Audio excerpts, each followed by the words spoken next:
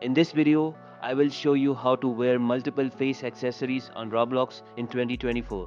To start, open the Roblox website and click the menu icon in the top left corner. From there, go to your avatar. Once the avatar page loads, hover over the Accessories tab and select Face. You'll see all the face accessories you own. Now, to equip more than one at the same time, you'll need to open each accessory in a new tab. To do this, right-click on the accessory you want and choose Open Link in New tab. Do this for each item you plan to combine. Next, go back to the avatar page and click the Advanced button found under the Accessories section. Here, you'll see multiple input fields for asset IDs.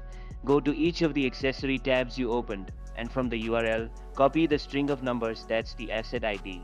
Paste each of those IDs into a separate field in the advanced settings. Once you've filled out the IDs for all the accessories you want to wear, click Save.